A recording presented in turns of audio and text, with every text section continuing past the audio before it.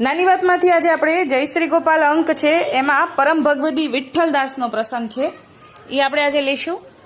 મોરબીના વૈષ્ણવ છે જાદવભાઈ કરીને ગુજરાતી કંસારા વૈષ્ણવ. શ્રી ગોપાલ પ્રભુના અનન્ય સેવક. એમના પિતાશ્રીનું નામ સવજીભાઈ. ગોપાલાલ મહારાજ શ્રીની સૃષ્ટિમાં તે એક અનન્ય વૈષ્ણવ હતા. તે વખતમાં તે ભદા સવાના નામથી પ્રસિદ્ધ હતા. એમનો ભગવદ નામ ભગવદ સેવા એ એમના દરરોજનો નિયમ.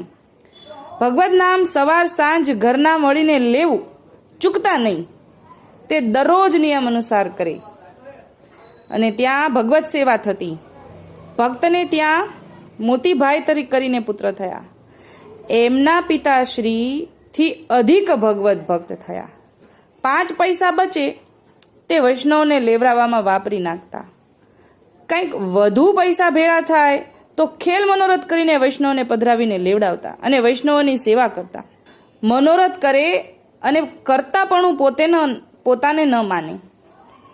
કંકોત્રી પણ બીજા વૈષ્ણવના નામથી લખતા. એટલે કે પત્રિકામાં પણ મનોરથ કરતા ગરદણી તરીકે પણ બીજાનું નામ લખતા. પોતાનું નામ લખવામાં કદાચ કરતાપણું અને અભિમાન આવે તો કરતા તો એક ગોપાલ પ્રભુ જ છે. જે કાર્ય એ જ કરે છે અને શ્રીજીની જ ઈચ્છાથી થાય છે એવું માનીને હું તો પ્રભુનો દાસ છું એવું માનીને કાર્ય કરતા. એટલે આવો અલૌકિક કાર્યમાં પણ તે પોતાના સ્વપ્રભુ શ્રી ગોપાલલાલજીની સેવાનું નામ જ લખતા, સેવકનું નામ જ લખતા. આવા વૈષ્ણવને ત્યાં સંવત 1940ના ચતુરાદશીના રોજ, ભાદરવા વદ ચતુરાદશીના રોજ, ગોપેન્દ્રલાલજીના ઉત્સવના રોજ પુત્ર જન્મ થયો. એનું નામ વિઠ્ઠલદાસ રાખ્યું. હવે વિઠ્ઠલભાઈ 5 વર્ષના થયા ત્યારે નિસારે બેસાડ્યા. ત્યાર પછી એક પુત્ર થયો. એનું નામ પુરુષોત્તમદાસ, એટલે કે વિઠ્ઠલદાસના નાના ભાઈનું નામ પુરુષોત્તમદાસ રાખ્યું. એને ગોપાલલાલજીની સૃષ્ટિમાં જેપી દાસના નામથી સૌ ઓળખતા. એક દીકરી હતી, એનું નામ મણિબેન. હવે વિઠ્ઠલભાઈ દરરોજ પોતાના પિતાશ્રીની સાથે મંદિરે દર્શન કરવા જતા. કાલી ભાષામાં કીર્તન બોલતા. આ સંસ્કારો તેમનામાં નાનપણથી જ આવ્યા. કોઈક દિવસ દર્શન કરવા ન તેડી ગયા હોય તો ખૂબ જ રડતા. પછી મંદિરે લઈ જતા અને મંદિરના દર્શન કરીને પાછા આવતા ત્યારે એ શાંત થઈ જતા અને પ્રસન્ન થઈ જતા. એટલે કે નાના બાળકને પણ ત્યારે શાંતિ થઈ જતી. એ વખતથી એમને આટલો બધો ભાવ હતો. એમ કરતા એમની 10 વર્ષની ઉંમર થઈ. દરરોજ રાત્રે તેમના પિતાશ્રી પાસે ભગવદ વાર્તામાં બેસે, કીર્તન બોલે, પોથીમાં જે કાંઈ પણ કીર્તન લખેલા છે એ બોલે અને બધું મોઢે થઈ ગયું. દરરોજ મંદિરે જાય ત્યારે બધા વૈષ્ણવ હાથ જોડીને જય શ્રી ગોપાલ કરે, બધા વૈષ્ણવને હાથ જોડીને જય શ્રી ગોપાલ કરે. નિશાળે જાય ત્યારે પણ તેના માતુશ્રી પિતાશ્રીને જય ગોપાલ કરીને નિશાળે જાય. એવો એમનો દરરોજનો નિત્ય નિયમ. 14-15 વર્ષની વયે નિશાળ છોડી દીધી અને દુકાને બેસીને દુકાનનું કામકાજ શીખવા લાગ્યા. 2 વર્ષમાં દુકાનના કામકાજમાં પ્રવીણ થયા. તેમના પિતાશ્રી ઠાકોરજી ચરણમાં પધાર્યા. 16-17 વર્ષની ઉંમરે તેમના લગ્ન રાણપુર પરમ ભગવદી વનમાળીદાસની સુપુત્રી ધોળીબા સાથે થયા. ઘરની બધી જવાબદારી વિઠ્ઠલભાઈ ઉપર આવી ગઈ.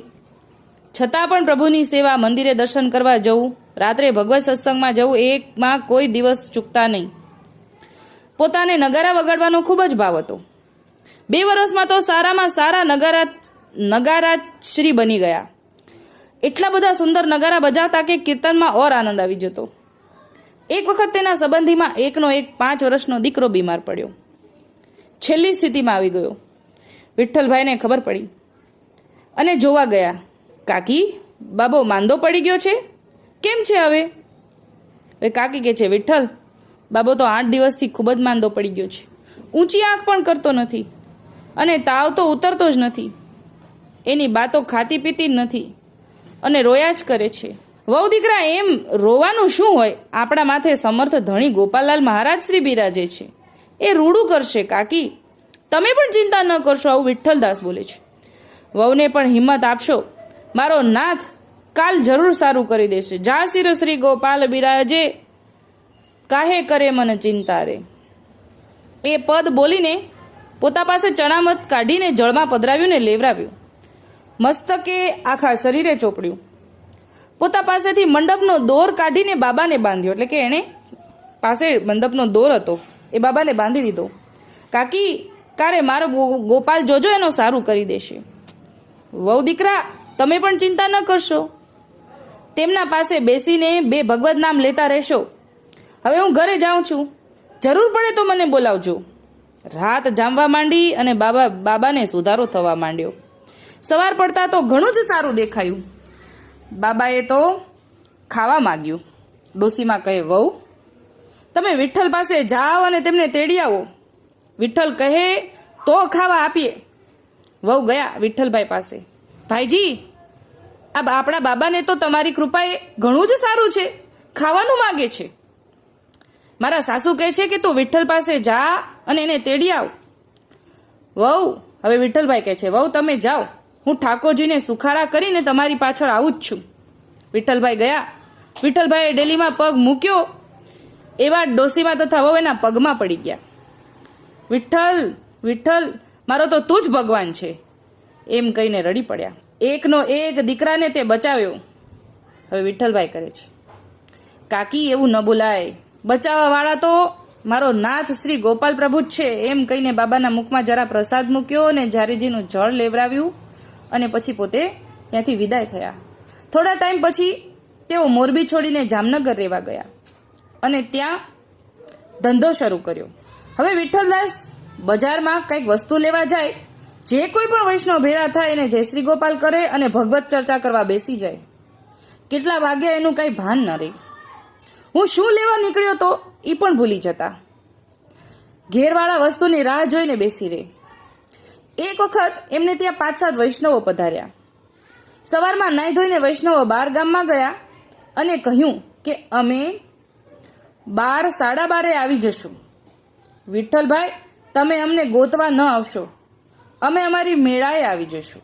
આવું એના મહેમાન કે વૈષ્ણવ કે છે. વિઠ્ઠલભાઈ થેલી લઈને લીલોતરી લેવા નીકળી ગયા. લીલોતરી લઈને આવ્યા, રસ્તામાં પ્રભુદાસની દુકાન આવી. જય શ્રી ગોપાલ કર્યા અને પ્રભુદાસે તેમને જેવા ભક્ત, એમના જેવા ભક્ત, એટલે કે બંને સરખા, વિઠ્ઠલભાઈ અને પ્રભુદાસભાઈ, એટલે બંને પ્રસંગ નીકળ્યો એટલે વાત કરવા બેસી ગયા. પ્રભુદાસની દુકાને 12 વાગી ગયા. લીલોતરી લેવાનું હતું એ યાદ આવ્યું. પ્રભુદાસ હવે હું રજા લઉં, ઘરે વૈષ્ણવ પધાર્યા છે ને લીલોતરીની રાહ જોઈ રહ્યા છે. આ તરફ એમના ધર્મપત્ની ધોળીબા રસોઈ કરતા હતા. વિચારવા લાગ્યા કે ભક્તરાજ તો ક્યાં હશે, ભગવત ગુષ્ટ કરવા રોકાઈ ગયા લાગે છે. હવે મારે આ સામગ્રી ઢાંકીને બજારમાં લીલોતરી લેવા જવું પડશે. બાકીની સામગ્રી તો તૈયાર થઈ ગઈ છે. નીચે ઉતર્યા, લીલોતરીની રેકડીવાળો બૂમાબૂમ કરતો તો ત્યાં ધોળીબા રાજી થઈ ગયા કે પ્રભુની કેવી ખૂબ કૃપા કે મારે બહાર જવું ન પડ્યું. અને છેટેથી થોડું બધું લીલોતરી લીધું અને બનાવ્યું અને વૈષ્ણવ પધાર્યા. થોડી વાર પછી વિઠ્ઠલભાઈ પણ લીલોતરી લઈને પધાર્યા.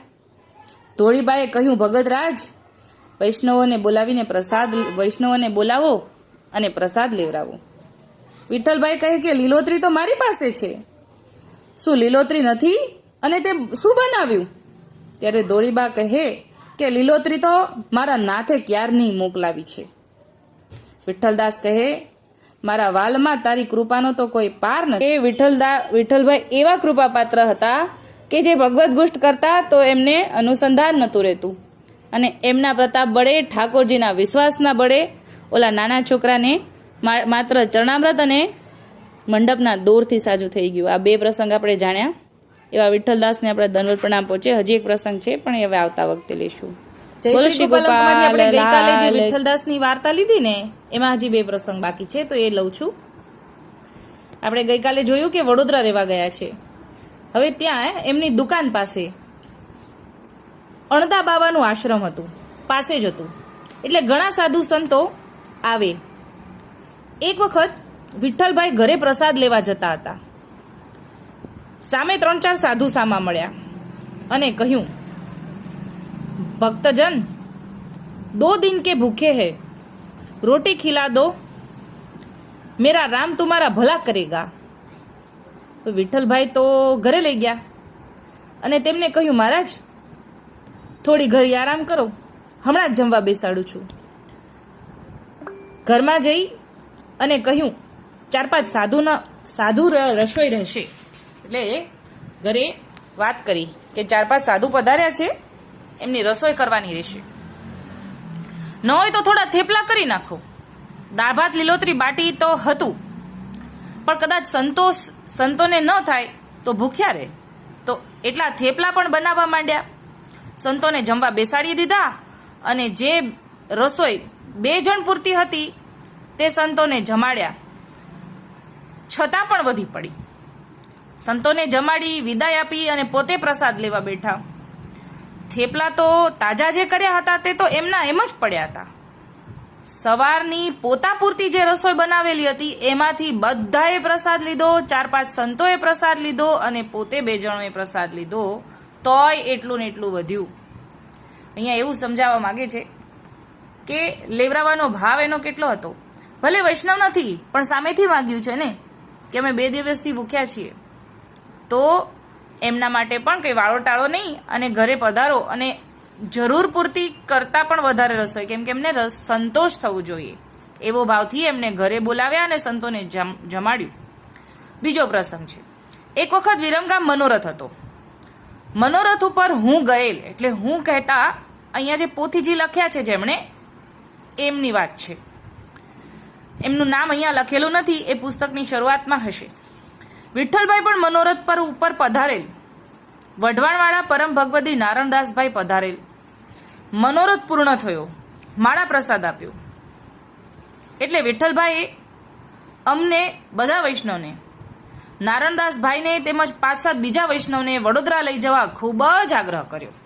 એટલે કે વઢવાણથી વડોદરા પધારો, પધારો ને પધારો. એટલે મનોરથના માળા પ્રસાદ પછી બધાય પોતપોતાના ઘરે જાય, પણ આમનો આગ્રહ એમ હતો કે વડોદરા જ પધારો.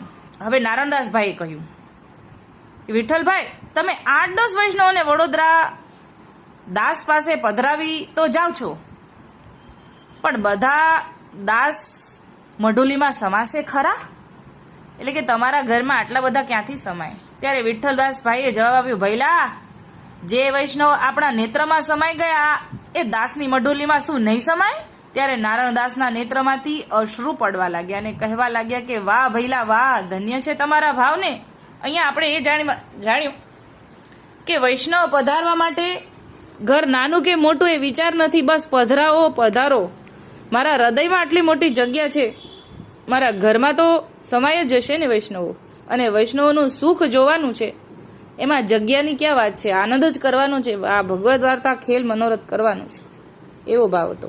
ભગવદીઓને ભગવત તુલ્ય માનતા.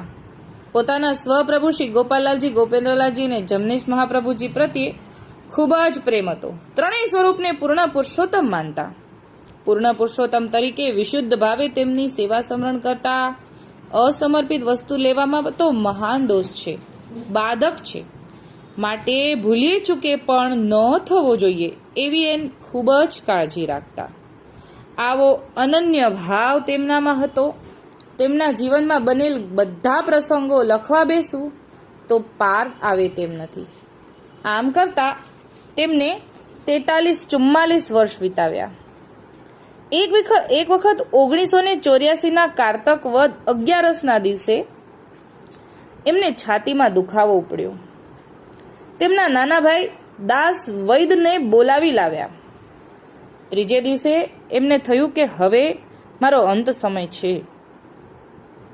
આ નાશ્વર દેહ છોડીને મારે ધામમાં જવું છે, એટલે બધા વૈષ્ણવને પધરાવીને છેલ્લા દર્શન કરી લઉં. એટલે તેમણે નાના ભાઈ પુરુષોત્તમ દાસને કહ્યું કે આજે કીર્તન બેસાડો.